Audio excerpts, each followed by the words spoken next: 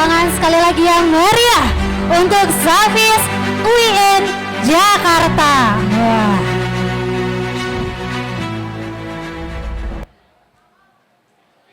Hadirin yang berbahagia, selanjutnya akan ada welcoming speech yang akan langsung disampaikan oleh Wakil Dekan 1 FISIP UIN Syarif Hidayatullah Jakarta.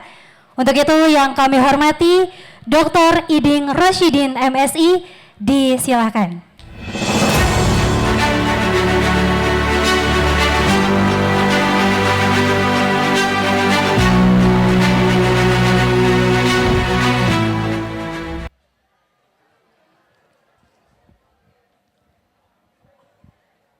Assalamualaikum warahmatullahi wabarakatuh.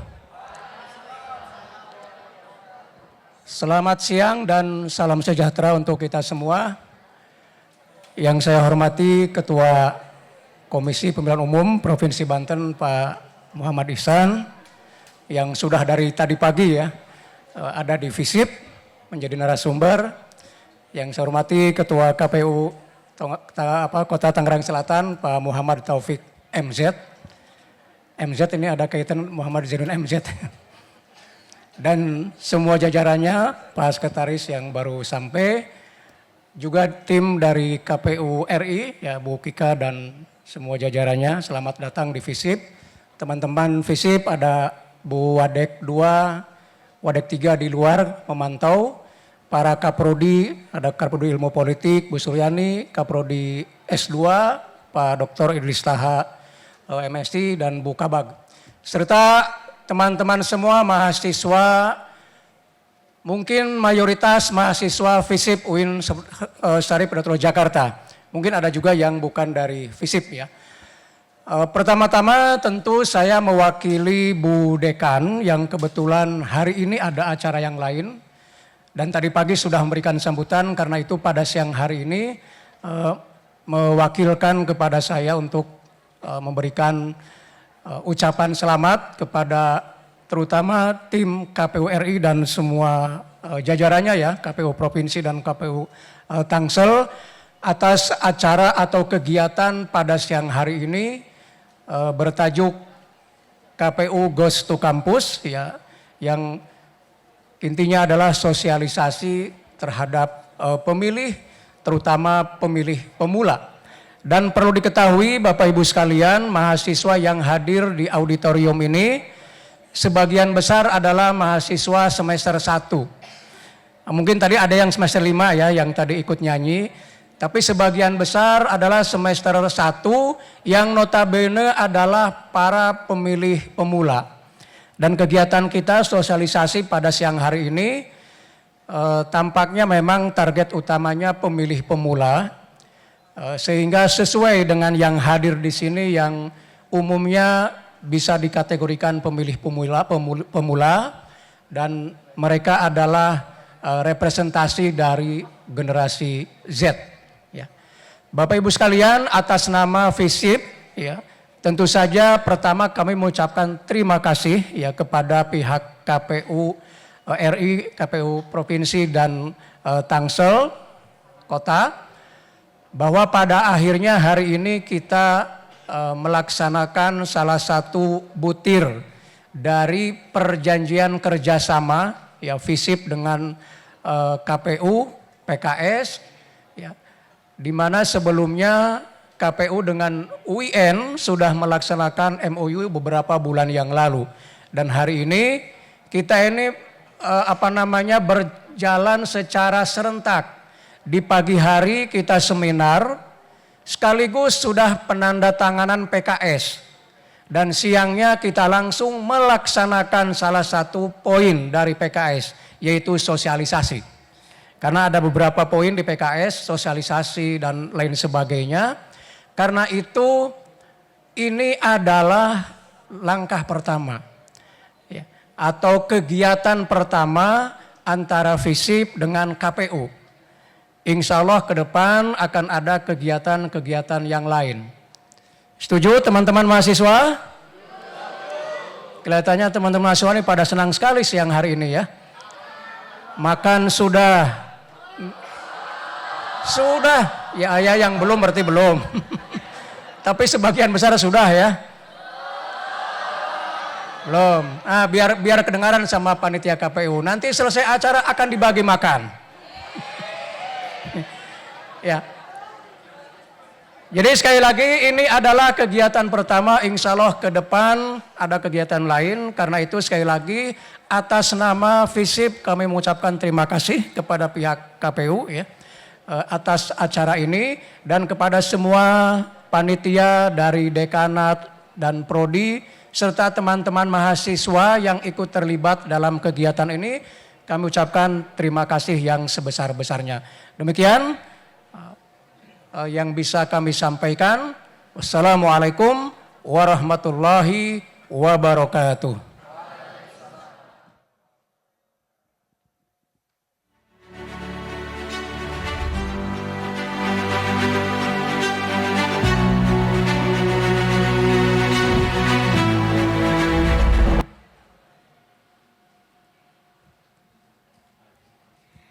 Hadirin yang berbahagia, selanjutnya sambutan sekaligus membuka acara yang akan langsung disampaikan oleh Ketua KPU Provinsi Banten kepada yang kami hormati Bapak Muhammad Ihsan, kami persilahkan.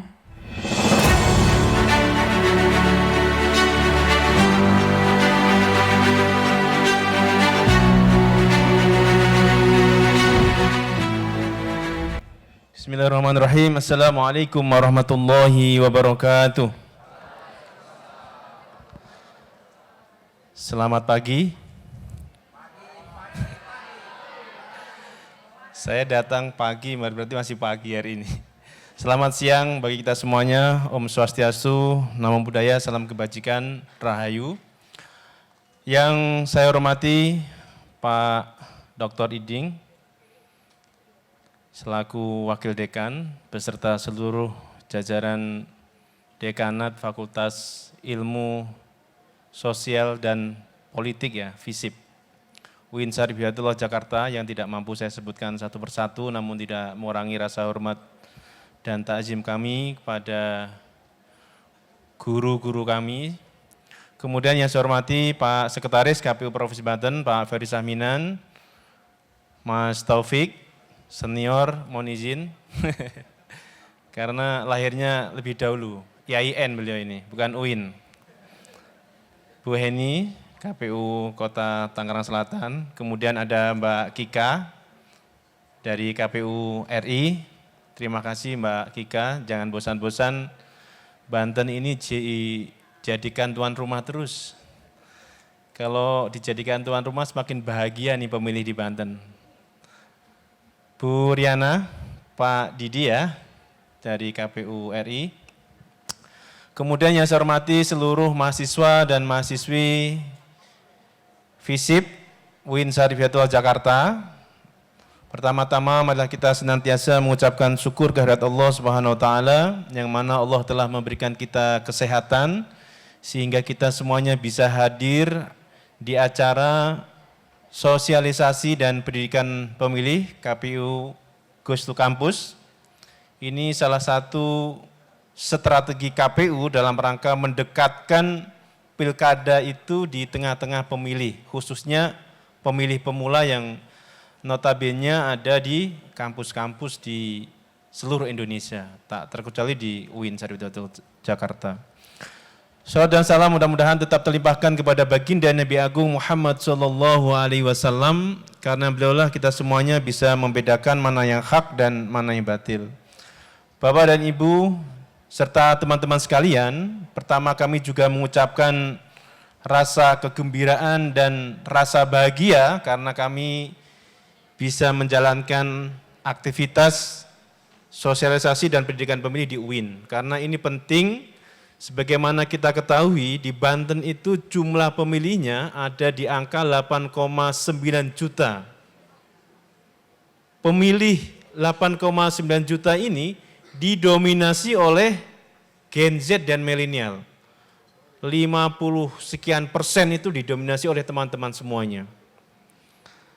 Sudah sewajarnya dan seharusnya dan semestinya KPU itu hadir di tengah-tengah teman-teman semuanya untuk memberikan sosialisasi dan juga pendidikan pemilih.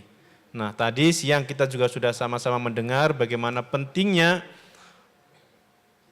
pilkada, pentingnya kita menggunakan hak kita pada pemungutan nanti sebagai sarana kedaulatan rakyat untuk memilih pemimpin kita, sebagai sarana untuk mengekspresikan pilihan kita.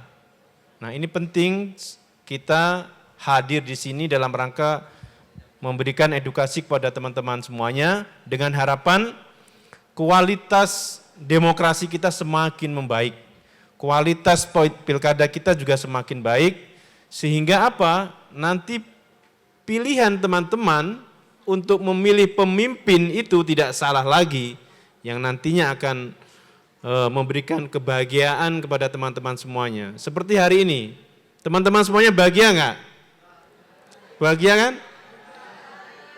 Itu sudah menjadi kewajiban KPU, bersama KPU kita bahagia. Mungkin itu ya teman-teman semuanya, kurang lebihnya saya mohon maaf. Sekian dengan mengucap Bismillahirrahmanirrahim, sosialisasi pendidikan pemilih KPU Gustu Kampus. Anak muda membangun bangsa, nggak milih, nggak keren, dengan ini dinyatakan dibuka. Sekian kurang lebihnya mohon maaf. Wallahul muwaffiq ila aqwamit thoriq. Wassalamualaikum warahmatullahi wabarakatuh. Baik, terima kasih Bapak. Mohon izin kepada Bapak Muhammad Ihsan untuk dapat berkenan tetap berada di atas panggung, Pak.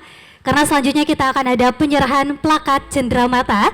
Untuk itu kami mengundang Wakil Dekan 1 Bidang Akademik Fakultas Ilmu Sosial dan Ilmu Politik UIN Syarif Hidayatullah Jakarta, Dr. Iding Rasyidin MSI. Juga kami mengundang narasumber kita pada siang hari ini, Dr. Muhammad Adian Firnas MSI. Dan juga kami mengundang moderator talk show kita yang sepertinya ini banyak sekali favoritnya ya Ibu dosen, yaitu Dr. Suryani MSI. Juga kami mengundang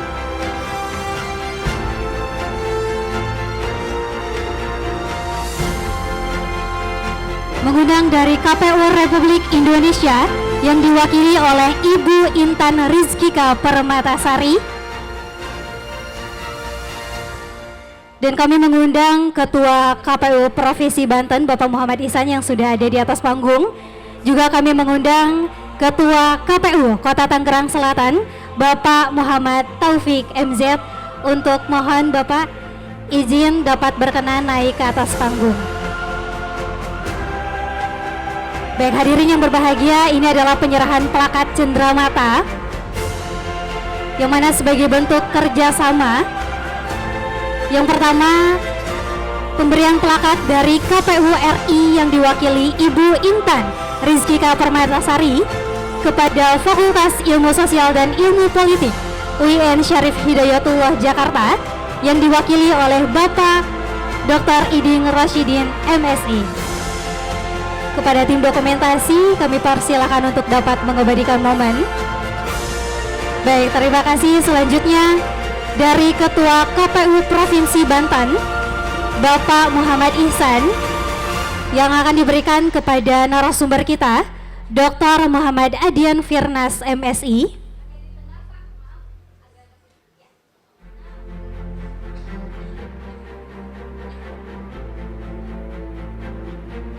Baik, terima kasih. Luar biasa sekali. Selanjutnya dari Ketua KPU Kota Tangerang Selatan, Bapak Muhammad Taufik MZ, kepada moderator kita pada siang hari ini, yaitu Dr. Suryani MSI. Boleh kita berikan tepuk tangan yang meriah untuk Bapak Ibu yang sangat luar biasa sekali. Baik, terima kasih. Bapak Ibu mohon izin, selanjutnya kita akan ada sesi foto bersama.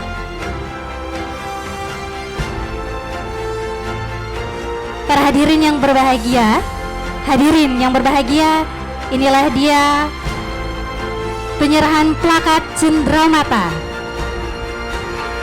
dalam kegiatan KPU Gustu Kampus.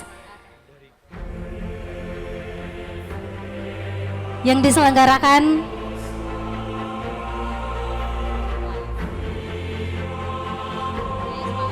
baik. Bapak Ibu mohon izin gaya semangatnya Bapak Ibu, kita mengepalkan tangan sebagai bentuk rasa semangat kita, dan juga mudah-mudahan semangat ini tertular kepada teman-teman mahasiswa dan mahasiswi yang menjadi teman pemilih, yang juga menjadi pemilih pemula pada Pilkada 2024. Terima kasih Bapak Ibu, kami persilakan untuk dapat berkenan kembali ke tempat.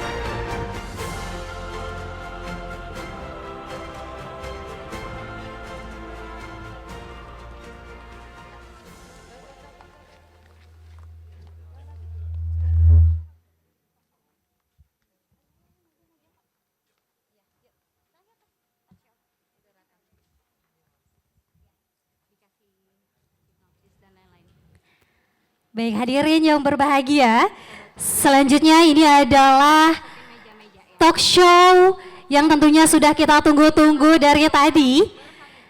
Gimana suaranya? Coba saya tes dulu teman-teman mahasiswa dan mahasiswi. Halo. Hai. Halo hai. Hai halo. Hai hai halo hai hai halo hai hai halo hai. Boleh kita berikan tepuk tangan yang meriah. Luar biasa sekali, di mana talk show ini tentunya yang sudah kita tunggu-tunggu sebagai bentuk sosialisasi dan pendidikan pemilih, di mana untuk menyambut Pilkada tahun 2024 yang tentunya tidak terasa sebentar lagi, hanya untuk hitungan minggu. Dan untuk talk show ini tentunya akan dibawakan oleh moderator yang sangat luar biasa sekali. Coba mana suaranya ini yang favorit sekali dengan dosen yang luar biasa sekali, Ibu Dr. Suryani MSI. Sepertinya tadi di awal acara Bu izin dilihat bumper saja itu suaranya ya Pak ya. Suaranya luar biasa sekali. Izin Bapak Ibu, saya akan membacakan sedikit CV dari moderator kita. Di mana ini saya izin ya Bu ya, membacakan hanya sebagian karena kalau dibacakan semuanya sepertinya habis waktu kita Bu. Karena saking luar biasa sekalinya. Ini dari Ibu Suryani, yang mana beliau adalah dosen FISIP UIN Jakarta. Ini ada nomor handphone yang bisa dicatat, boleh Bu izin? Tidak usah ya, rahasia teman-teman. Untuk emailnya, ada barangkali ada yang ingin berdiskusi dengan Ibu melalui email, ada di suryani@uinjkt.ac.id. Di mana beliau ini adalah dosen yang sangat luar biasa sekali. Pendidikannya pada tahun 99 ya Bu ya, mungkin rekan-rekan belum lahir Bu. Yaitu dari IAIN Syarif Hidayatullah Jakarta, jurusan Akidah dan Filsafat. Dilanjutkan pada tahun 2005, pendidikan beliau adalah magister dari Universitas Indonesia, dan juga pada tahun 2021 meraih gelar doktor dari Universitas Indonesia dengan jurusan ilmu politik. Luar biasa sekali. Pengalaman penelitian beliau tentunya sangat banyak teman-teman, yang pastinya untuk teman-teman yang sebagai mahasiswa beliau pasti sudah tahu. Ada belasan penelitian yang tentunya saya tidak bisa sebutkan satu persatu, namun diantaranya adalah mengenai partisipasi politik buruh perempuan, yaitu analisis terhadap keterlibatan buruh perempuan dalam Serikat Pekerja Kimia, Energi dan Pertambangan Serikat Pekerja Seluruh Indonesia atau SPKEP SPSI, yaitu pada tahun 2019, dan juga pada tahun 2021 beliau juga menulis mengenai strategi keterpilihan anggota legislatif perempuan DPR RI dari PAN dan PKB di pemilihan umum tahun 2019. Ini tentunya berkaitan dengan kegiatan kita pada hari ini mengenai politik ya Bu ya, mengenai pemilu dan lain sebagainya. Juga karya ilmiah beliau yaitu dalam berbentuk buku dan artikel jurnal juga banyak sekali Bapak Ibu, yaitu diantaranya adalah Demokrasi dan Gerakan Sosial Baru di Indonesia. Boleh dong kita berikan tepuk tangan yang meriah untuk moderator kita.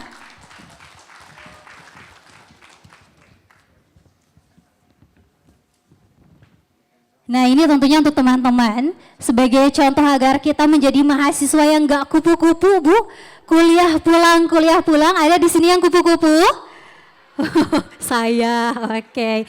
Nah di mana Ibu Suryani ini banyak sekali organisasinya, yaitu organisasi profesi dan ilmiah. Di antaranya yaitu pada 2016 sebagai pengurus Asosiasi Program Studi Ilmu Politik atau APSIPOL, pada tahun 2019 sebagai pengurus Asosiasi Program Studi Ilmu Politik atau ASPISOL, dan juga pada tahun 2020 sebagai Asosiasi Dosen Lintas Negara. Wah, ini aktifnya harus kita ikut ya Bu ya, jejak keaktifannya. Baik, untuk itu rekan-rekan marilah kita berikan tepuk tangan yang meriah untuk moderator kita pada siang hari ini, Dr. Suryani MSI, kami persilahkan.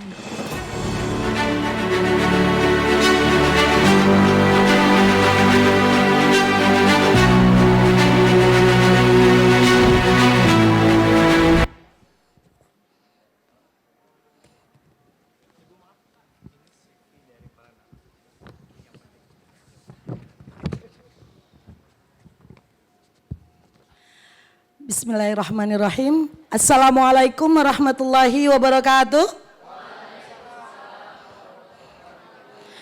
Kayaknya yang udah makan lapar lagi ya. Apalagi yang belum makan, ini pasti tambah lapar. Tapi biasanya kalau generasi yang keren itu adalah semakin lapar, semakin kepingin untuk belajar. Tepuk tangan untuk kita semua. Oke. Ini adalah kesempatan yang luar biasa bagi kita, terutama teman-teman mahasiswa, kedatangan dari rombongan KPU RI. Ini bukan kaleng-kaleng, acara kita pada hari ini sosialisasi dan pendidikan pemilih KPU Goes to Campus. Ada tagline-nya, anak muda membangun bangsa, gak milih, gak keren. Kalau saya bilang anak muda membangun bangsa, gak milih, teman-teman jawab semua ya, gak keren gitu ya. Sepakat? Oke. Anak muda membangun bangsa, gak milih? Enggak milih? Oke, berarti sebentar lagi kita mau pilkada, kita akan milih. Karena itu penting kita untuk tahu sebenarnya ada apa sih dengan pilkada? Ada apa sih dengan KPU? Apa sih kerjaannya KPU? Selama ini kita hanya bisa memandang saja di medsos yang seliweran info-info tentang pilkada, tentang kerja-kerja KPU, baik pada level RI ataupun pada level daerah dan kabupaten kota. Sekarang kita akan langsung ketemu pada ahlinya. Kita kedatangan Ketua KPU dari Tangerang Selatan. Tadi pagi teman-teman udah menyimak pemaparan dari Ketua KPU Banten. Sekarang kita akan bicara hal yang lebih teknis lagi. Ketua KPU Tangerang Selatan. Kami undang narasumber kita yang pertama dari Ketua KPU Tangerang Selatan, Bapak Muhammad Taufik MZ. Tepuk tangan untuk Pak Ketua.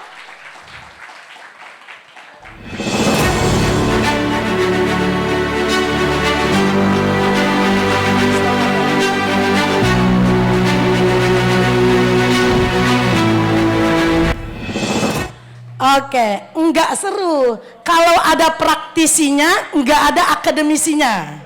Ini sebagai bukan pembanding ya Pak ya, tapi sebagai breakdown dari informasi-informasi praktis yang akan dikemukakan oleh Ketua KPU, kita menghadirkan seorang akademisi yang merupakan dosen dari Prodi Hubungan Internasional FISIP UIN Syarif Hidayatullah Jakarta. Kita undang Bapak Dr. Muhammad Adian Firnas MSI. Silahkan.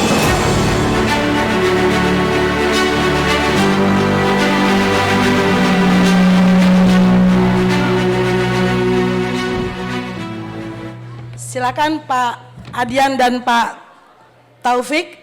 Oke teman-teman, mungkin teman-teman bertanya, ini talk show mau ngapain sih gitu loh. Nanti kita akan dengarkan pemaparan dari Pak Taufik dan Pak Adian tentang ke KPU-an ya Pak ya. tentang pilkada, tentang politik Indonesia pada skema yang besar ataupun pada skema yang kecil, pada level yang lebih tinggi, pada level nasional ataupun pada level daerah, baik provinsi ataupun kabupaten kota. Apa saja yang akan disampaikan, karena ini bagian dari sosialisasi dan pendidikan pemilih yang merupakan core dari tugas-tugas dan fungsi-fungsi dari KPU. Saya persilakan. Nanti akan ada sesi tanya jawab, teman-teman menyimak dan menyiapkan pertanyaan untuk kita hadiahkan kepada kedua narasumber kita. Oke, untuk yang pertama, saya akan sedikit membacakan riwayat hidup dari Pak M. Taufik MZ. Kelahiran tahun 74, ini nggak jauh-jauh amat dari saya, beda 3 tahun kita Pak. Alhamdulillah masih ada yang berumur lebih banyak dari saya di sini. Di sini ternyata tetangga saya, rumahnya di Tangsel, di Villa Dago. Nggak jauh-jauh amat Pak, saya setiap hari lewat Villa Dago. Buat yang sedikit melirik-lirik Pak Taufik, nggak usah baper karena Pak Taufik sudah memiliki istri. Walaupun ganteng-ganteng menawan, katanya baru 1 istrinya. Nah, menawannya Pak Taufik ini ditunjang oleh karir yang luar biasa. Beliau adalah Ketua KPU Kota Tangerang Selatan tahun 2020 sampai dengan 2023. 2024 ya? Nah, 2023 sampai 2028. Nah, dan dilanjutkan tahun 2023 sampai 2028. Tepuk tangan untuk Pak Taufik. Beliau juga sebelumnya menjadi anggota KPU Kota Tangsel Divisi Hukum dan Pengawasan. Ini nggak kaleng-kaleng ini, orang hukum dan orang pengawasan. Ini yang ngurusin, ngerjain, ngeliatin apa saja yang terjadi pada proses penyelenggaraan pemilu di Tangerang Selatan. Beliau juga pernah menjadi tim asistensi Bawaslu Provinsi Banten, Divisi Hukum dan Penanganan Pelanggaran. Berat banget Pak profesi Bapak. Alhamdulillah beliau juga pernah menjadi Ketua Panwaslu Kota Tangerang Selatan. Jadi informasi pengalaman tentang kepemiluan dari Pak Taufik ini luar biasa, nggak bisa dianggap main-main. Pengalaman organisasi selain sebagai praktisi di bidang pemilihan umum, beliau juga Ketua Bidang Hikmah dan Kebijakan Publik DPD IMM DKI Jakarta. Seorang aktivis organisasi luar biasa. Kita beri tepuk tangan untuk Pak Taufik. Selanjutnya narasumber kita kedua, Bapak Dr. M. Adian Firnas. Semua sudah tahu, umurnya sama dengan Pak Taufik, kelahiran 74, tanggalnya rahasia, khawatir nanti pada pengen ngasih hadiah. Beliau adalah dosen pada Prodi Hubungan Internasional, juga pada Prodi Ilmu Politik sebenarnya. Divisi UIN Syarif Hidayatullah Jakarta. Ini agak lompat sedikit karena Pak Adian ini orang Depok, bukan orang Tangsel.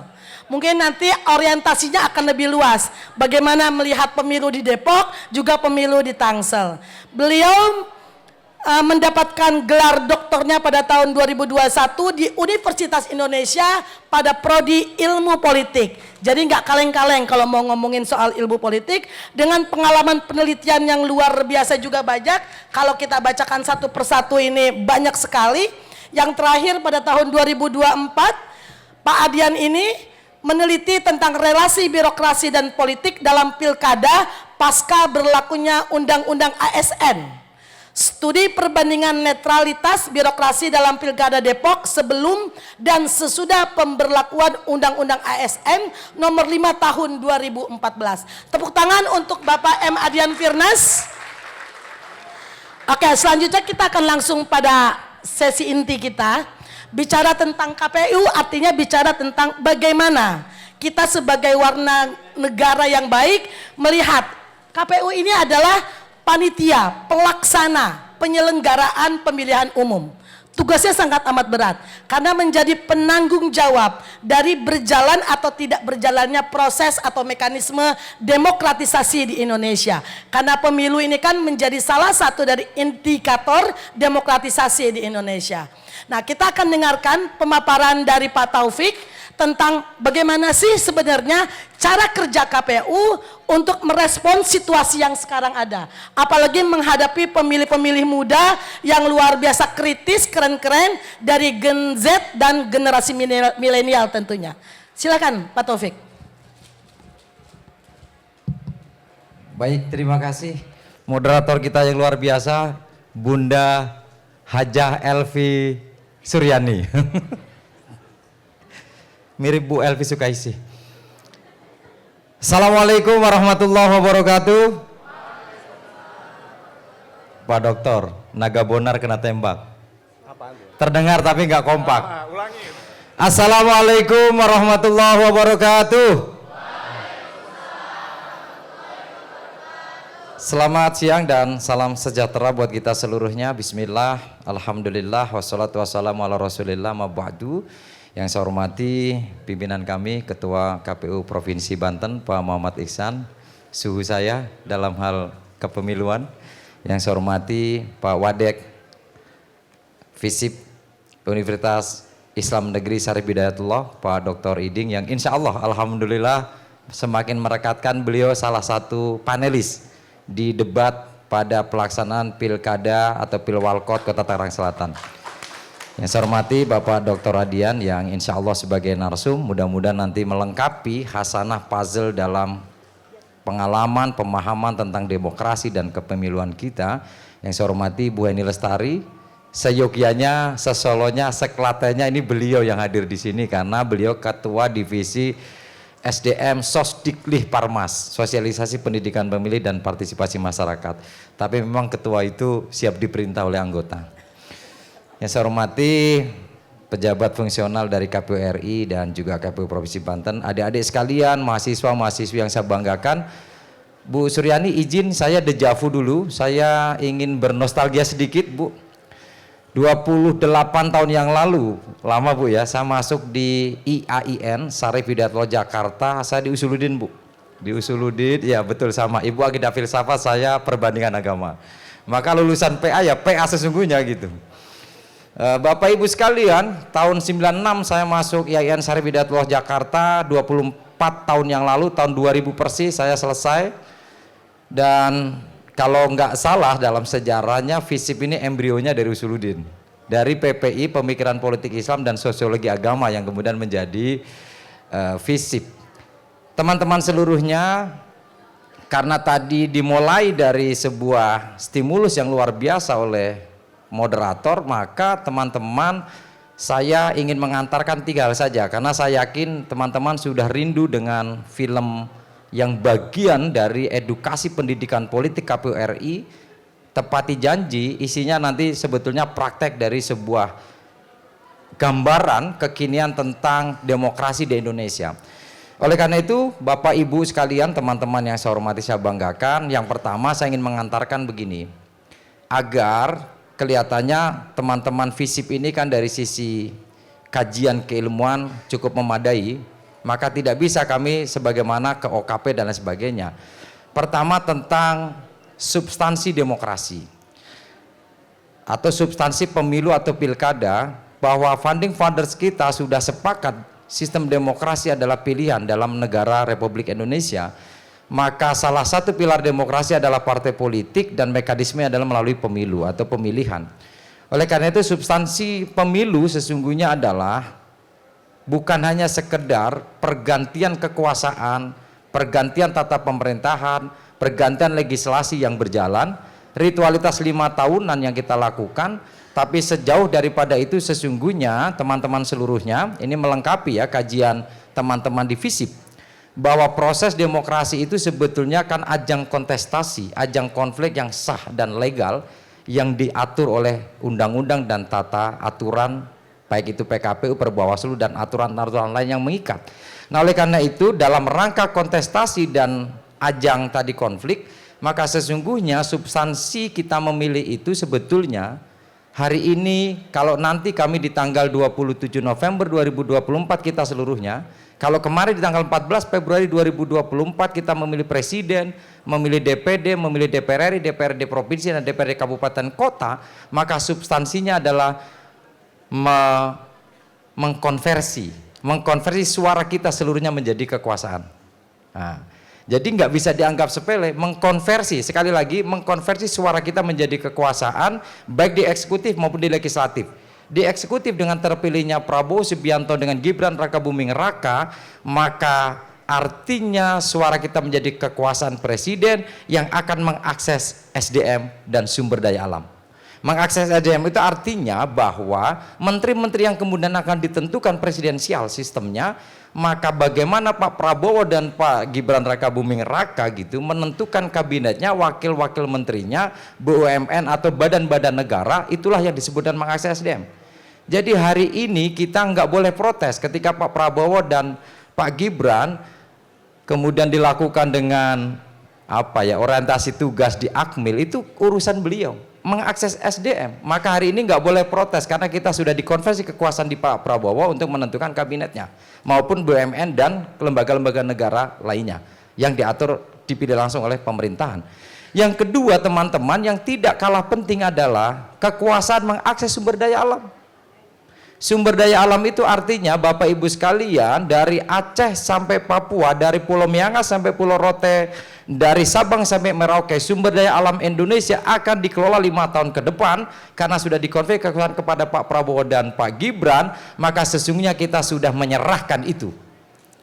Jadi teman-teman seluruhnya tentu harusnya kembali ke landasan Undang-Undang Dasar 45 untuk sebesar-besarnya kemakmuran rakyat.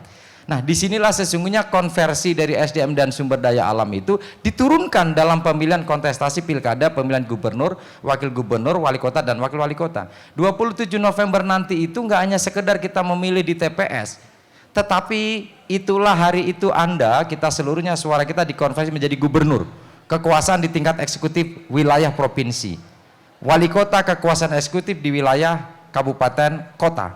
Kalau kemarin tentu juga kekuasaan di wilayah legislasi, DPR RI yang kita pilih, DPR provinsi, DPR kota itu kan dimandatkan untuk melaksanakan bagaimana tugas-tugas budgetingnya, bagaimana tugas legislasinya, bagaimana tugas-tugas controllingnya terhadap eksekutif yang sudah diberikan mandat kekuasaan. Nah, Bapak Ibu sekalian, saya bicara Tangsel, tadi Banten sudah disinggung oleh Pak Ihsan. Tangsel hari ini APBD kita 5,4 triliun. Itulah yang akan digunakan oleh wali kota bahkan 2025, 26, 27 sampai akhir 2029, periode dari 2025 ke 2024 ke 2029.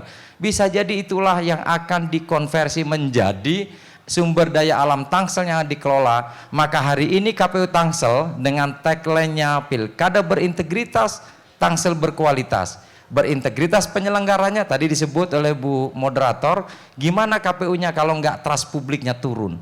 Maka berintegritas penyelenggaranya, berintegritas kontestannya, pasangan calon dengan tim pemenangannya, berintegritas masyarakatnya agar memilih dengan cermat, memilih dengan rasional, bukan memilih karena uang, memilih dengan hati nurani, bukan karena intervensi. Nah, itulah sesungguhnya kita merasa bahwa hari itu kita memberikan mandat dan amanah kepada wali kota, kepada gubernur yang kita pilih untuk melaksanakan 5,4 triliun untuk meningkatkan kualitas sumber daya manusia di Tangsel, kualitas pembangunan, kualitas pelayanan publik, kualitas tata pemerataan pemerintahan yang baik.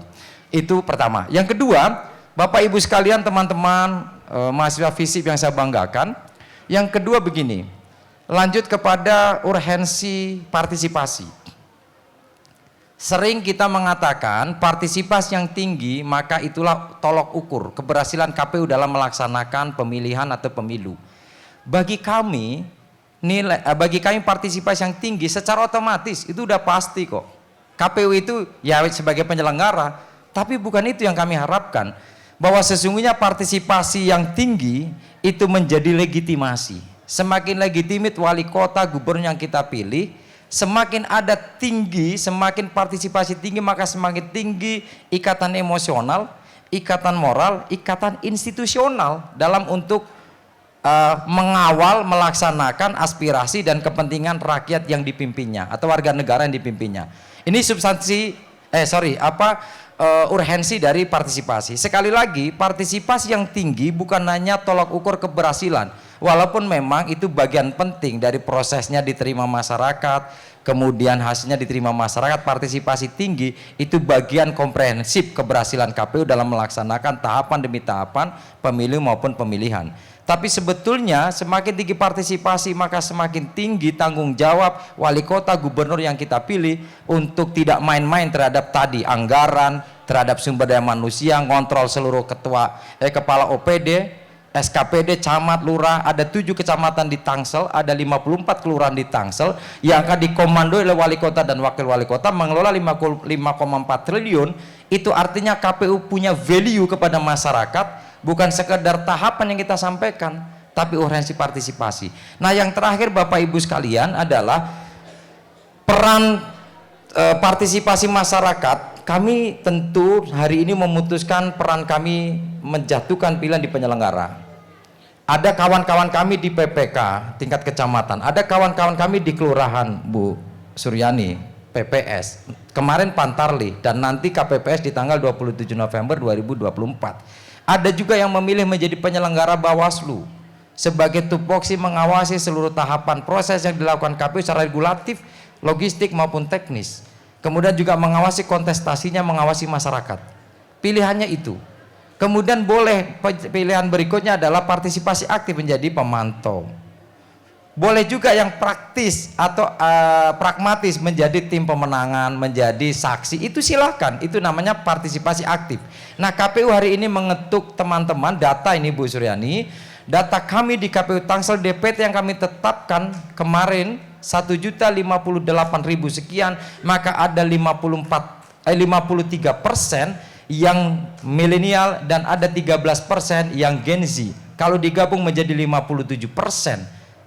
Penting, maka setidak-tidaknya partisipasi pasif adalah pahami, tracking pasangan calon, buka laman web KPU, di sana tertera dengan jelas sebagai lembaga publik, sebagai lembaga yang melayani akan keterbukaan informasi publik, maka sesungguhnya semuanya kita visi misinya pasangan calon nomor 1 Benyamin Daphni Pilar Saga Ihsan, pasangan calon urut nomor 2 Ruama Ben dan Bu Sinta Wahyuni Hairudin, atau di provinsi pasangan nomor 1 Bu Airin Ramidiani dengan Pak Ade Sumardi, atau pasangan calon nomor 2 Pak Andrasoni dengan Pak Diniyati Natakusuma, seluruhnya sudah tersaji visi misi dan program kerja yang ditawarkan. Maka bagian kita yang disebut dengan gadget friendly teman-teman era milenial Gen Z, jangan hanya digunakan untuk main game, untuk sosmedan, tetapi mari kita lacak dengan cerdas, mencari literasi yang baik. Maka partisipasi pasifnya adalah hadir tanggal 27 November 2024 ke TPS Anda masing-masing. Itu sesungguhnya rangkaian. Kalau tahapan begini Bu Suryani, alhamdulillah kami dengan jajaran kami berikhtiar sudah melakukan seluruh tahapan, dari mulai memperbaiki daftar pemilih yang kita tetapkan menjadi DPT, hari inilah masih dalam pelayanan DPTB, melayani pasangan calon yang mendaftar, pengambilan menurut, kemudian bahkan nanti ada debat, kampanye yang kita fasilitasi dan lain sebagainya, mengikhtiarkan segala logistik hari ini sudah kita siapkan dan seluruhnya. Maka ikhtiar yang sudah dilakukan KPU hanya satu yang akan melengkapi puzzle kesuksesan pilkada, yaitu tingkat partisipasi. Maka hari ini KPU Republik Indonesia, kami diajak bersama-sama untuk hadir di Universitas Islam Negeri, terutama wabil khusus di Fakultas Ilmu Sosial Ilmu Politik, untuk membuka ternyata kerja-kerja KPU yang sudah panjang ini perlu juga ada partisipasi baik aktif maupun pasif dari masyarakat, terutama teman-teman muda, untuk mensukseskan pemilihan wali kota Tangerang Selatan dan pemilihan gubernur Provinsi Banten. Banten tadi mungkin Pak Ihsan lupa, tagline-nya adalah atau simbolnya itu bara dan jara. Banten bersuara, jaga suara. Itulah komitmen KPU untuk menjaga suara masyarakat dari TPS sampai rekap tingkat kecamatan, tingkat kota, dan tingkat provinsi itu gubernur. Maka insya Allah trust publik yang kita harapkan semakin tinggi untuk mengawal bersama tugas-tugas dan kinerja KPU agar KPU-nya tetap berintegritas. Mudah-mudahan itulah ikhtiar kita hari ini. Terima kasih atas segala perhatian. Mohon maaf atas segala kekurangan. Terima kasih Bu Moderator. Kita tunggu nanti pertanyaan-pertanyaan. Cukup singkat. Mohon maaf atas kekurangan. Wassalamualaikum warahmatullahi wabarakatuh. Waalaikumsalam warahmatullahi wabarakatuh. Tepuk tangan untuk Pak Taufik sekali lagi. Oke, kalau tadi Pak Taufik sudah bicara tentang substansi pemilu, urgensi partisipasi, dan tahapan pilkada. Sekarang kita akan dengarkan bagaimana Pak Adian Firnas bicara dengan menggunakan perspektif anak muda. Baik Gen Z terutama di sini yang tadi kata Pak Taufik, kalau digabungkan dengan gen milenial itu ada sekitar 57%. Ini artinya sangat amat dominan. Kita lihat, kita akan dengarkan bagaimana Pak Adian Firnas bicara tentang pemilih muda. Bagaimana potensi dan tantangannya dalam Pilkada 2024. Silakan Pak Adian. Terima kasih. Terima kasih. Langsung aja Pak. Tes. Terima kasih Bu Suryani. Assalamualaikum warahmatullahi wabarakatuh. Ya, kurang keras juga suaranya ya, udah mulai ngantuk mungkin. Saya ulangi lagi ya. Assalamualaikum warahmatullahi wabarakatuh. Nah, mantap, semangat ya. Sebentar lagi kita nonton film. Baik. Yang saya hormati Pak Taufik, Bu Suryani, dan teman-teman adik-adik mahasiswa yang berbahagia, yang saya lihat hari ini begitu antusias, begitu gembira ya untuk hadir di Auditorium Bahtiar Effendi untuk mendengarkan sosialisasi KPU terkait dengan pilkada yang akan kita selenggarakan dalam waktu yang tidak lama lagi, 27 November 2024. Izin saya ingin menyampaikan beberapa hal. Ya sebenarnya saya sudah siapin panjang di slide-nya, tapi rupanya waktunya sebentar ya. Maklum biasa di kelas begitu ya, biasa 2 jam begitu. Tiba-tiba ini harus dipangkas, jadi beberapa hal yang saya sampaikan. Adik-adik sekalian, saya ingin tanya dulu. Ada yang tahu tidak kapan pertama kali diselenggarakan pilkada secara langsung? Tahun berapa? Ada yang tahu tidak? Bukan pilkada serentak, ya, ini bukan pemilu ya, pilkada secara langsung, ya, pemilihan kepala daerah secara langsung. Kapan, ada yang tahu nggak?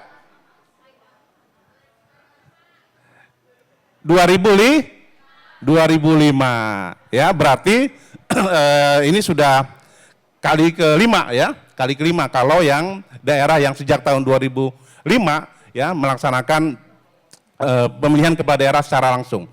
Nah, apa yang saya mau bilang di situ ya, adik-adik sekalian, bahwa pilkada secara langsung itu merupakan anugerah yang luar biasa dari proses reformasi tahun 98. Ya. Bayangkan ya, sebelum ada pemilihan kepala daerah secara langsung ya, kita memilih pemimpin kita ya melalui perwakilan kita yang ada di DPR, baik daerah maupun pusat, ya, memilih presiden, MPR yang memilih. Ya. Tapi sejak 2004 untuk pilpresnya, 2005 untuk pemilihan kepala daerah secara langsung, setiap orang bisa menentukan, bisa memilih, ya, siapa pemimpin yang sesuai dengan pilihannya. Itu. Setiap orang bisa memilih, ya. Jadi itu adalah anugerah yang besar dalam proses demokrasi di negara kita. Jadi Anda ya memiliki mandat ya untuk menentukan siapa pemimpin Anda ke depan. Nah, saudara-saudara sekalian, terkait dengan pemilihan umum, pemilihan kepala daerah ya di tahun 2024 ini ada hal yang menarik ya, yang saya kira berbeda dibandingkan dengan pemilu-pemilu sebelumnya. Ya, apa yang menarik itu adalah dominasi dari anak muda yang tadi sudah disebut-sebut ya, generasi Z dan generasi milenial gitu. Kalau dalam pemilu 2024 yang sudah berlangsung Februari kemarin itu dari 204 juta ya, dari 204 juta DPT ya, antara 55 sampai 60, hampir 60% itu didominasi oleh anak muda ya. Nah, landscape tadi ternyata ya tidak jauh berbeda dengan pilkada yang akan kita laksanakan November bulan ini ya, tanggal 27 November. Khususnya di daerah Banten maupun Tangerang Selatan. Tadi sudah disebut oleh Pak Ketua KPU Banten maupun Pak Taufik tadi ya, di Banten itu dari 8,9 juta DPT ya, 8,9 juta DPT sekitar 55%-nya ya kurang lebih, nah itu dominasi dari anak muda ya, generasi Z dan generasi milenial. Generasi Z-nya kalau saya tidak salah sekitar 22,3 apa ya gitu. Tetap milenial masih banyak. Di Tangerang Selatan juga begitu ya. 53% Pak Taufik ya tadi dibilang dari 1.058.000 DPT itu. Ya. Dominasi anak muda ya menjadi hal yang penting begitu ya, menjadi hal yang penting. Nah, kenapa penting? Itu kan pertanyaan berikutnya. Mentang-mentang kita muda ya tidak semata-mata wah berarti representasi kita ini besar, representasi kita dominan. Bukan cuma itu ya. Nah, saya mengutip dari buku Politik of Millennial ya, Rose and Rush tahun 2018. Dia bilang karakter dari generasi milenial atau anak muda itu adalah inklusif dan progresif. Dia tertarik dengan isu-isu universal, perubahan iklim, keadilan, ya, hak asasi manusia, dia kritis begitu. Nah, ini modal penting buat kalian anak-anak muda ya untuk tampil, untuk berpartisipasi dalam politik baik pada level nasional maupun pada level lokal gitu. Partisipasinya bagaimana? Ya, Anda bisa menjadi agen perubahan, bisa juga ya mempengaruhi kebijakan publik. Ya, bisa juga mempengaruhi kebijakan publik. Oh, gimana caranya, Pak? Nah, saya ingat beberapa waktu yang lalu, tahun lalu mungkin ya. Mungkin Anda pernah nonton ya di YouTube, TikTok itu. Ada TikToker asal Lampung, namanya Bima Yuda, betul nggak? Nah, ya kan? Viral gitu. Viral. Dia ceritakan tentang kondisi daerahnya, dia kuliah di Australia gitu.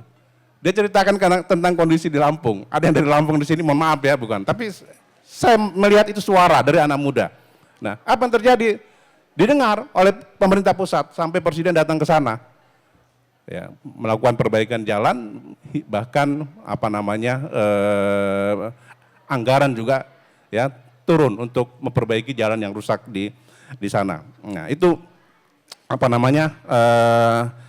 yang perlu Anda tahu bahwa posisi Anda sebagai anak muda penting seperti yang disampaikan oleh Rose and Rush tadi ya dalam bukunya Politik of Millennial tahun 2018. Nah, karena penting itu maka Anda harus ya menyalurkan hak politik Anda itu melalui pemilihan umum maupun pemilihan kepala daerah. Ya, kalau pemilihan umum saya kira mungkin sebagian sudah ya kemarin. Tapi untuk pemilihan kepala daerah ini karena mayoritas generasi Z, ya ini yang pengalaman pertama. Tapi lebih mudah lah pastinya ya. Lebih mudah. Kenapa lebih mudah? Tidak banyak pilihannya, tidak banyak kartunya. Kalau pemilihan kemarin itu kan banyak ada 5 ya. Ada 5 Anda harus pilih presiden, pilih DPR, ya DPRD tingkat 2, DPD gitu ya. Kalau ini tergantung ya, ada berapa pasangan calon, ada yang 2, mungkin ada yang 3, begitu tidak terlalu rumit. Buat KPPS-nya juga tidak terlalu rumit hitungnya, gitu. Nah, oke, saya kembali ke sini. Kenapa Anda harus memilih? Ya, masih ada waktunya, Bu Sur ya, masih cukup. Oke, saya lanjut ya. Pertama itu adalah hak konstitusi Anda sebagai negara, sebagai warga negara, ya. Hak yang diberikan, ya. Negara kepada Anda, apalagi negara kita adalah negara demokrasi, nah itu yang harus Anda gunakan ya sebagai cara kita berdemokrasi, cara kita ya memilih pemimpin. Yang kedua adalah ya tentu adalah kontribusi dalam menentukan pemimpin yang baik, pemimpin yang berkualitas itu. Generasi muda ini dianggap generasi yang kritis, dianggap generasi yang idealis gitu ya. Ya. Harapannya adalah Anda lebih bersih dalam memilih. Ya. Anda tidak terpengaruh yang namanya money politik, gitu. Ya. Masih putih, ya, belum banyak godaan-godaan mungkin, ya. Masih lurus ininya. Pilihan politiknya, gitu. Berdasarkan tadi harapannya seperti itu. Nah, itu kenapa Anda harus memilih. Nah.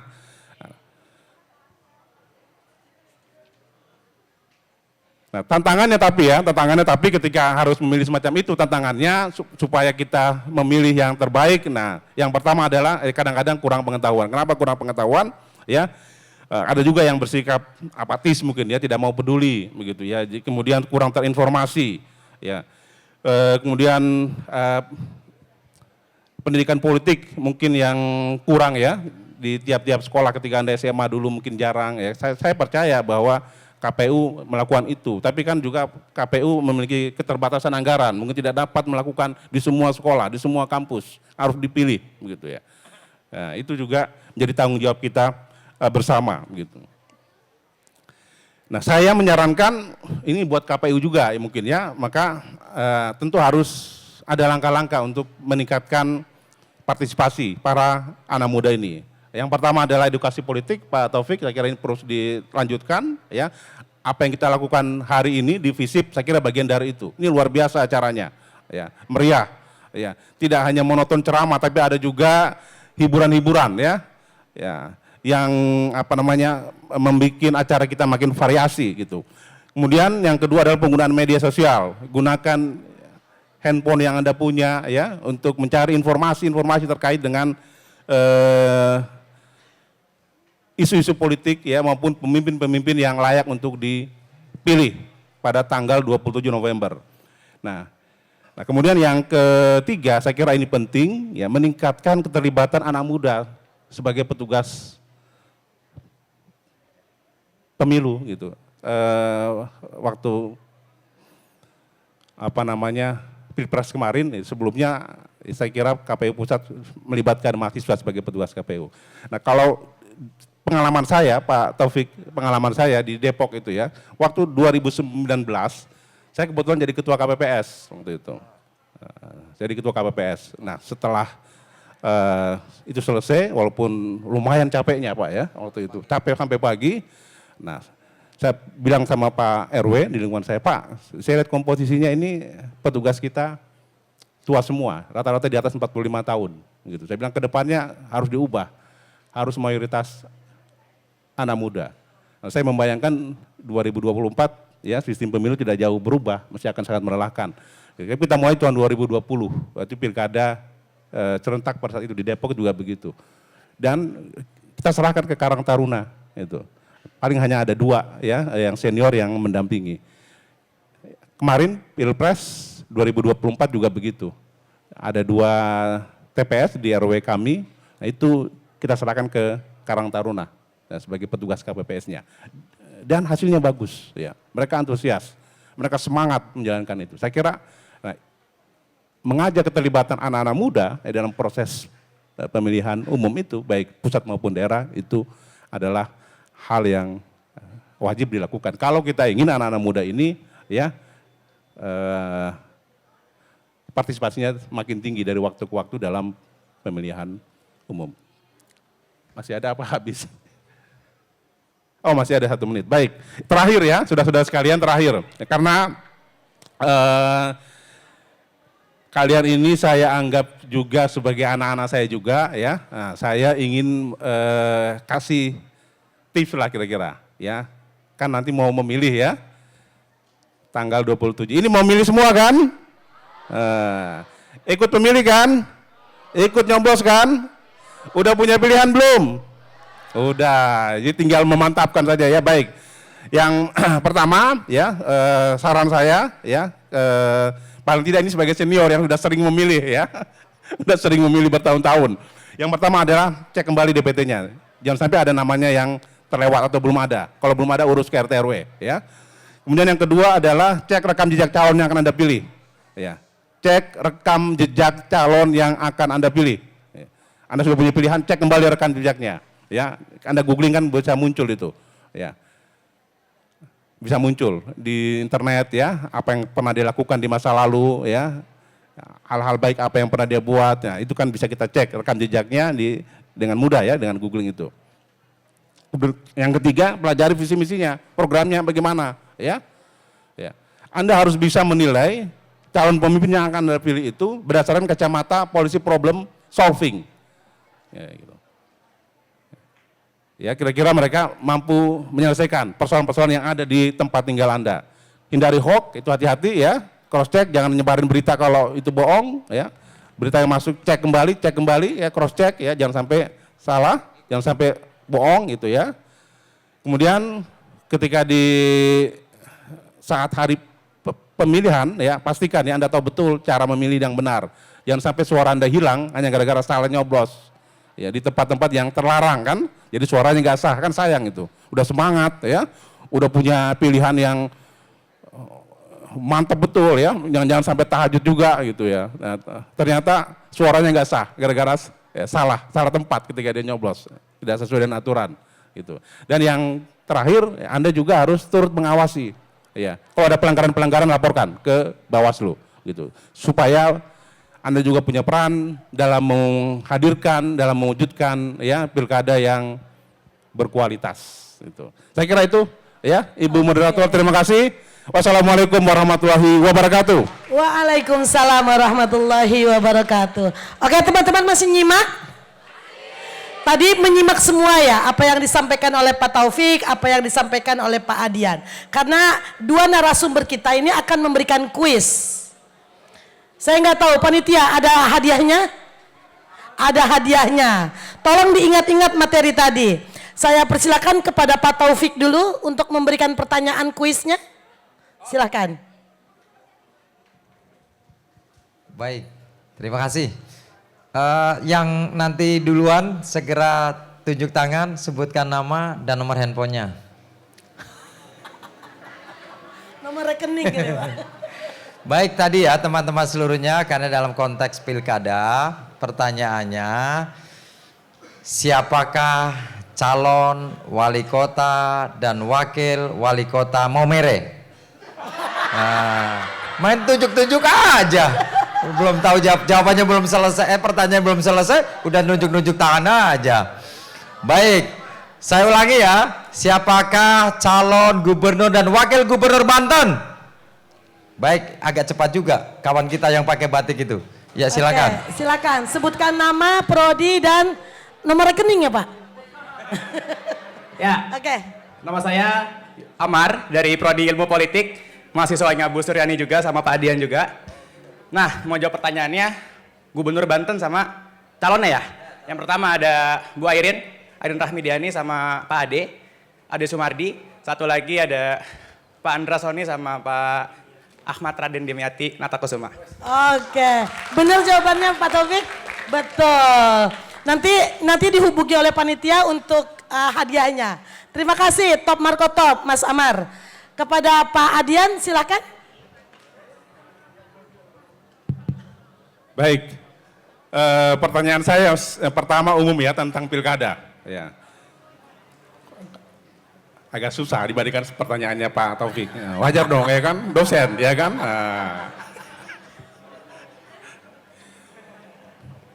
Pertanyaannya adalah ya, pilkada serentak 2024 ini diselenggarakan di berapa provinsi dan berapa kabupaten kota di Indonesia? Ayo. Ada yang tahu angkat tangan? Googling, langsung googling. Ini seperti UAS ini. Ada yang bisa tunjuk tangan? Itu di pojok. Oke, Di pojok coba, yang perempuan. Yang duluan yang perempuan, coba. Yang di belakang. Kasih mic belakang. Semoga jawabannya benar. Kecepatan antara nunjuk sama browsing. Temennya browsing yang satu nunjuk. Silakan sebutkan namanya dan prodinya deh. Perkenalkan, nama saya Syarani Eral Raisi dari Prodi Hubungan Internasional. Oke. Ya, pilkada serentak di tahun 2024 dilaksanakan di 37 provinsi dan 514 kabupaten. Kemudian 93 kota. Gimana Pak Adian? Oke, udah betulkan aja. Oke, Ya. betulkan saja. Ya. Atau ada jawaban yang lebih benar? Iya. Enggak udah ya. Oke, betul ya udah. Ya.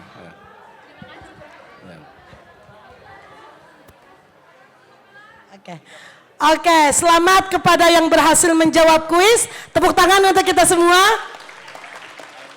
Oke, selanjutnya kita akan langsung kepada inti dari sebuah talk show, yaitu tanya jawab. Siap-siap teman-teman. Saya akan memberikan kesempatan kepada 3 orang peserta untuk bertanya kepada kedua narasumber kita. Nanti disebutkan nama dan prodinya. Saya harap pertanyaannya to the point, langsung. Jangan terlalu panjang, satu pertanyaan saja setiap orang.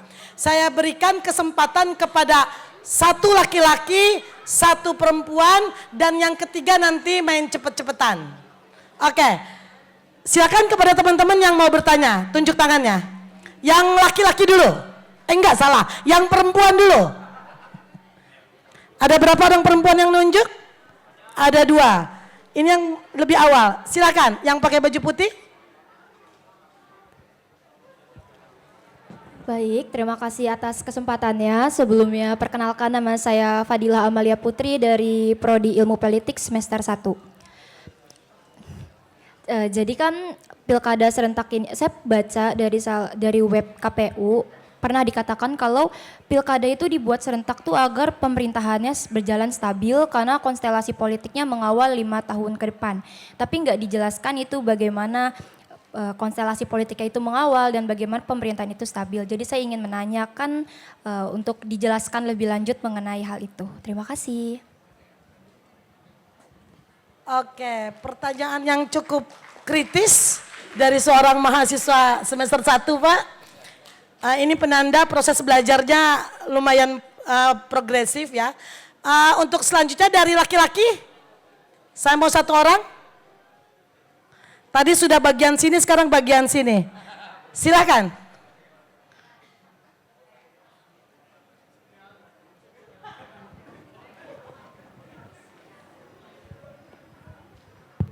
Ya, terima kasih ke Ibu Suryani. Perkenalkan, nama saya Nabil Rahman, jurusan Ilmu Politik semester 5. Saya ingin bertanyakan ke bapak-bapak yang ada di depan ini, kan waktu saya kan waktu 2024 kemarin kan jadi salah satu KPPS di wilayah saya.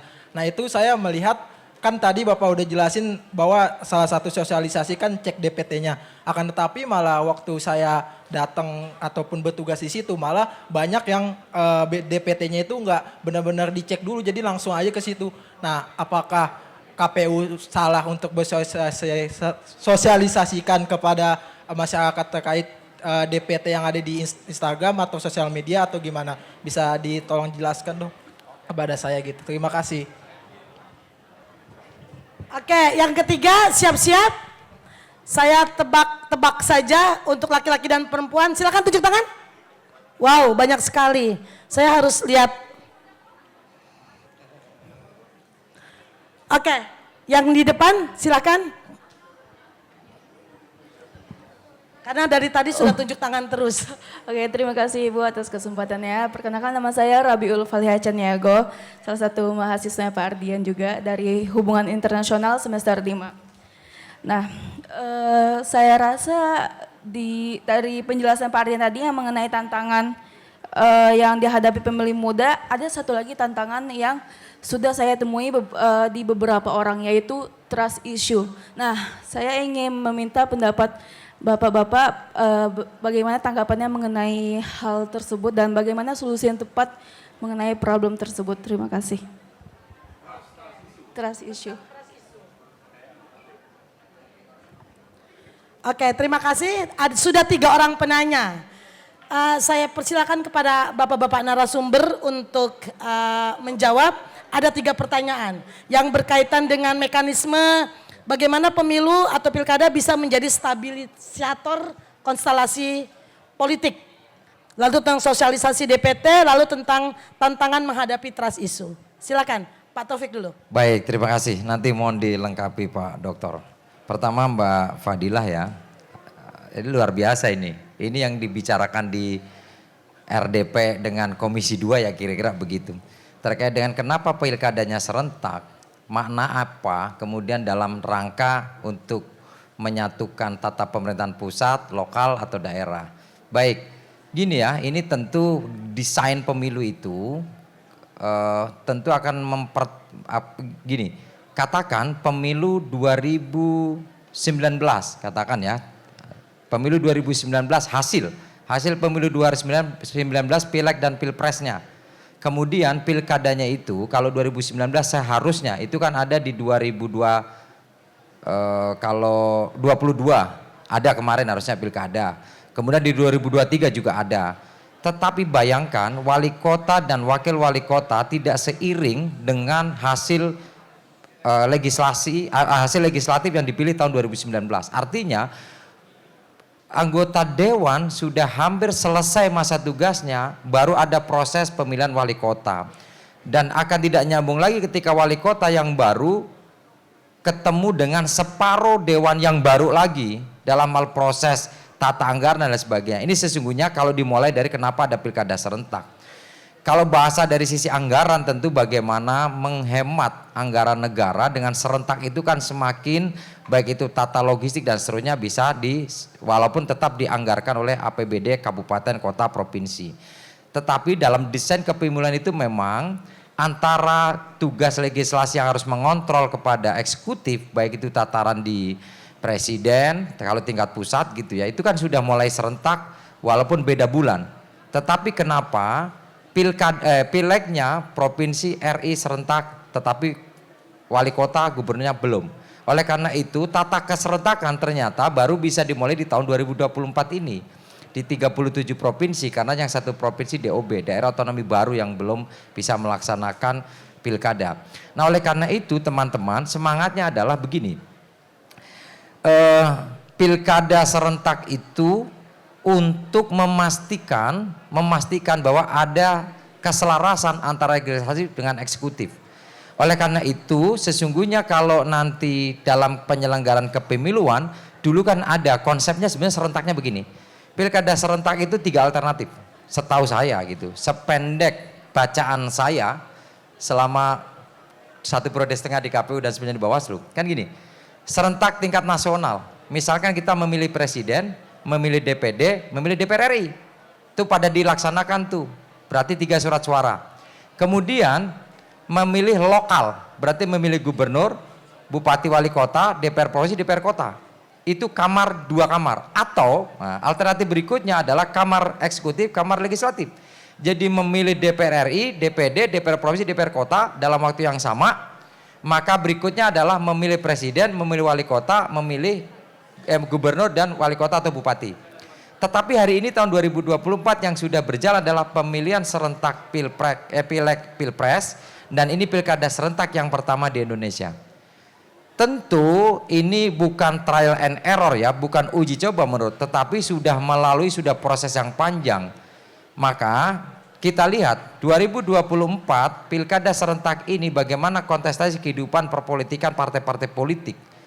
Nah tadi Mas Adi Prayitno di pagi hari dengan para narasumber sudah menguliti itu kira-kira gitu. Maka akan dilihat apakah efektif atau tidak terkait dengan ketatanegaraan baik tingkat lokal maupun tingkat nasional. Ingat desentralisasi itu adalah dulu pemikirannya desentralisasi itu di tingkat provinsi. Kenapa? Karena gubernur itu harus dipilih langsung oleh rakyatnya. Karena dia akan memimpin satu provinsi mempunyai mandat langsung dari rakyatnya. Itulah yang disebut dengan otonomi daerah. Nah kabupaten kotanya nggak usah dipilih. Nggak usah dipilih langsung oleh rakyatnya, dipilih oleh Kemendagri atau oleh gubernur terpilih agar loyal dan satu seiring jalan kabupaten kota yang ada dalam provinsi itu. Itu kan pemikiran-pemikiran para pakar, para penggiat kepemiluan dan sebagainya. Kami di KPU Kabupaten Kota sebagai pelaksana teknis saja, tapi kira-kira gitu. Nanti kita sampaikan ke KPU RI. Yang kedua, mohon izin ya Mbak Fadilah kalau nggak lengkap, nanti dilengkapi oleh Pak Dokter. Mas Nadi Rahman, Mas boleh tahu jujur aja, KPPS mana Mas?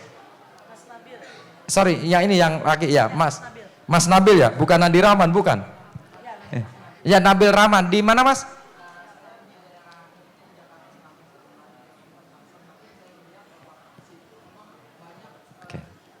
Oke, nggak apa-apa, cukup aja, cukup sebut Jakarta Selatan. Kami ingin memastikan pasukan kami PPS, PPK yang ada di Tangsel di 2060 TPS, saya pastikan nggak ada yang begitu. Saya pastikan nggak ada yang begitu. Jadi begini ya Mas. Tugas KPPS dari 7 KPPS yang kita bentuk dan 2 Linmas yang kita pastikan dicukupi anggaran, dilaksanakan logistiknya adalah DPT, salinan DPT itu harus dicetak sejumlah, misalkan bicara pilkada ya, bukan bicara pileg. Kalau bicara pileg saya akan ungkap lebih detail. Yang kita pastikan di samping saksi kita berikan pengawas TPS kita berikan, petugas KPPS 5 ya, 4 yang menjaga itu pegang, kita tempel salinan DPT ada di depan, sehingga pemilih yang membawa C pemberitahuan namanya, kalau dulu undangannya C pemberitahuan itu dicocokkan nama dengan DPT. Seandainya di DPT itu tidak ada, berarti ini masalah ini, kira gitu. Tapi kalau misalkan, maka dicek, Mas mana undangannya, kan dicocokin dengan DPT tadi ya, harusnya begitu, harusnya begitu. Maka dalam BIMTEK nggak lagi 2-3 orang yang kita BIMTEK per KPPS, tapi seluruh KPPS harus kita BIMTEK agar memahami tugas, tanggung jawab, serta hal yang akan menimbulkan persoalan administratif, persoalan indikasi pidana pemilu. Kalau menghilangkan suara seseorang itu pidana pemilu, apalagi misalkan memasukkan orang yang tidak berhak, tidak membawa C6, nggak ada di DPT, maka pastikan. Kenapa pengawas TPS kita kasih satu salinan? Agar juga mengontrol. Oh yang datang si Mutmainah Plekendut Munawaroh, misalnya begitu. Oh yang datang Siti Kadaswati nggak pernah mandi, misalnya gitu ya. Dan lain sebagainya, agar sama, saksi pegang, KPPS pegang, pengawas TPS pegang. Substansi demokrasi adalah kalau Bawaslu-nya punya data, pesertanya diwakili oleh saksi, bawa data, KPU-nya bawa data. Data yang sama tidak akan mungkin ada persoalan. Maka insya Allah nanti kami sampaikan ke teman-teman Jakarta Selatan, mudah-mudahan tidak terulang peristiwa seperti ini, karena kan KPU itu hierarki dan tentu dari KPU RI, KPU Provinsi, KPU Kabupaten Kota. Maka kalau ada kesalahan di salah satu kabupaten kota pun menjadi persoalan di KPU Provinsi kan, menjadi persoalan KPU RI. Jadi kami dan Jakarta Selatan ya harus berteman. Jadi nggak apa-apa, berarti kan koreksi. KPU itu nggak alergi terhadap otokritik. Kalau emang itu faktanya, maka pertanyaan saya, mudah-mudahan nggak di Tangsel. Ternyata di Jakarta Selatan. Tapi kalau Anda nyebut di Tangsel Pak, di Kelurahan Pondok Benda, Kecamatan Pamulang, ya kami catat, hargai bahwa itu keberanian Anda dan kami akan lakukan investigasi untuk tidak terjadi lagi, kira-kira gitu. Baik, makasih ya Mas ya, kira-kira gitu. Jadi harus itu, karena itu data. Ada penyelenggara, ada peserta. Lah kalau masyarakat nggak diwakili dari DPT yang baik, yang akurat, mutakhir dan komprehensif, apa artinya pemilu ini? Kalau kami tegas, kalau kami ada Baheni sebagai Sodi Parmas, kami selalu menyampaikan itu ke masyarakat maupun ke anggota ad hoc kita. Terakhir ya Mbak Nabil apa siapa? Tapi Caniago, Nadio Caniago. Oke, trust isu Mbak ya, saya setuju gini. Kan kemarin KPU RI sering rilis terkait kepercayaan publik terhadap lembaga KPU. Alhamdulillah semakin naik dan hampir lembaga negara yang peringkatnya cukup tinggi dalam kepercayaan publik adalah KPU. Memang banyak persoalan-persoalan nggak kita pungkiri, baik yang terkait dengan etik, yang terkait dengan persoalan integritas, tapi nggak bisa kepiawiyah dalam bahasa mbah saya bilang. Nah oleh karena itu caranya begini. Memang banyak terkait dengan berita hoax, penyebaran berita hoax itu cuma 3 kok. 1, mendegradasi apa yang sudah dilakukan KPU. Yang kedua, mendistorsi tahapan-tahapan serta memberikan informasi yang tidak benar. Maka salah satu cara yang dilakukan oleh KPU adalah kita mengkanter itu begini, ini ada berita A, maka bukan berarti kita mengkanter berita ini jelek-jelek, nggak, kita sampaikan berita yang sesungguhnya, misalnya berita B, agar masyarakat punya pembanding. Misalkan kemudian harus mencari sumber. Jadi gini, kalau ada isu KPU, maka Anda nggak boleh begitu dapat informasi yang tadi dianggap salah atau benar, belum ada tabayun, belum ada islah dalam konsep Islam, Anda sudah main sebar. Terus Anda tanya kepada tetangga, kan nggak pas. Tapi coba bener nggak nih DPT-nya bermasalah? Oh ini di TPS A, Kelurahan B, Kecamatan C, Kabupaten D. Cek di laman kabupaten itu. Itu pasti disampaikan, oh ternyata nggak benar ya informasi yang kita terima.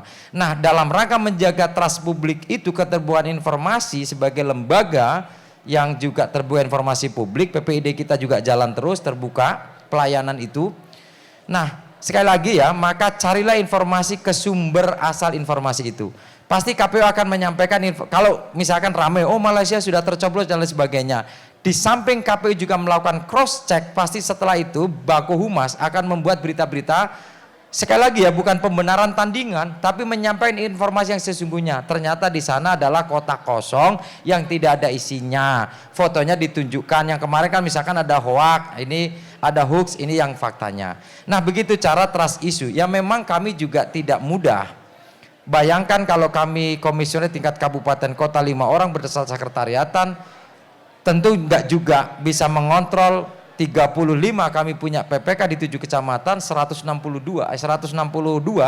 PPS kita di 54 kelurahan. Maka warga masyarakat tentu kami terbuka untuk menerima masukan, kritik, saran apapun. Sekali lagi, kalau informasi itu beredar di sosmed, maka carilah informasi yang akurat, langsung sumber awalnya. Karena kami juga punya PPID, punya Baku Humas dan seterusnya. Makasih ya Mbak ya. Silakan Oke, Pak Dokter. terima kasih. Langsung aja Pak Adian. Ya siap.